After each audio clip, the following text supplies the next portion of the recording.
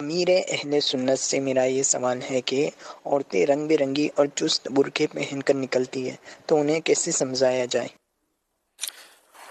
امام غزالی رحمۃ اللہ علیہ نے تو لکھا ہے کہ برقع ڈھیلا ڈھالا خیمہ نما ہو، یعنی کہ وہ کیمپ کی طرح ہو پھیلا ہوا، یعنی اس میں یہ پتہ ہی نہ چلے کہ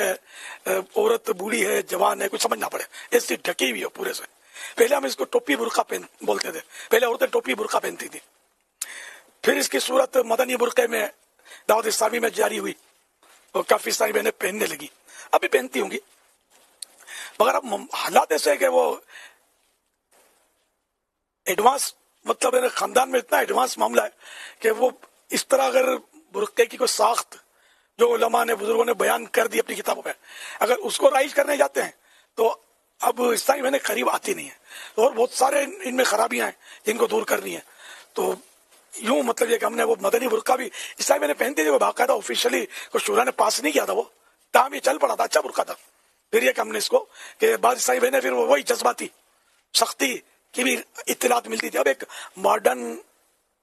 عورت ماڈرن معاشرے سے آئی اجتماع میں کسی کی دعوت پر، اب اس کو یہ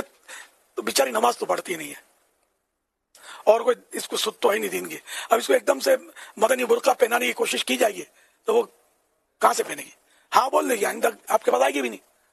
گناہوں میں پڑی رہے گی۔ تو اس لیے کہ اسی طرح عام عیسائی بھائیوں میں بھی ہمارے یہاں یہ اس طرح کی بات جذباتی عیسائی بھائی داڑھی نہیں رکھتا ہے تو اس کے وہ مطلب یعنی کہ وہ پیچھے لگ گئے، داڑھی رکھ تو کئی بار بعض اوقات ایسا ہوا ہے میرے پاس کہ داڑھی کے لیے داڑھی شیوٹے بیچارہ اس کو لے آئے ملا ملن کے اور پیچھے اشارہ کریں اس کو، تو کبھی کبھی میں نے بولا اس کو، یہ پوچھا یہ نماز بھی پڑھتا ہے کہ نہیں پڑھتا؟ تو داڑھی نکلوانی ہے، یہاں بول دے گا واپس کہاں سے آئے گا یہ؟ تو یہ کیا انہیں موقع کی مناسبت سے سامنے والے کی نفسیات کے مطابق نیکی کی دعوت دی جانی چاہیے، اور ہر ایک کو اس کا مطلب ادراک ہوتا نہیں ہے۔ تو یوں بھی ہم نے وہ برقع جو تھا اس کو بھی یہ کر دیا کہ جو خود پہنتی ہے شوق سے وہ پہلے پہنے، ورنہ جون سا بھی برقع پہنے۔ اور واقعی شریعت میں اسلام میں پردہ ہے کہ عورت اسلامی پردہ کرے، اب وہ چاہے برقعے کے ذریعے کرے چاہے چادر کے ذریعے کرے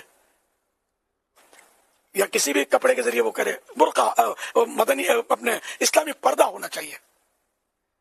تو یوں اب طرح طرح کے فیشن کے برقعے نکلے ہیں، میں بھی سمجھتا ہوں، اور ان برقعوں کی وجہ سے یعنی اور خرابیاں بھی پیدا ہوتی ہوں گی کہ برقع تو اٹریکٹیو ہوتا ہوگا، اب اس برقعے میں جو بھی بند ہے تو وہ بعض اوقات اٹریکٹیو نہ ہوتی ہو، لیکن برقعے کی وجہ سے ہو سکتا ہے کہ وہ آفت میں پڑ جائے، فتنے میں پڑ جائے۔ اب جو سمجھدار ہوگا میری بات سمجھ جائے گا، تو یہ بھی ہوتا ہے، اور آپ کیا کریں، اللہ پاک سب کو نیک توفیق دے، اسلامی پردہ ہماری اسلامی بہنوں کو اسلامی پردہ نصیب کرے۔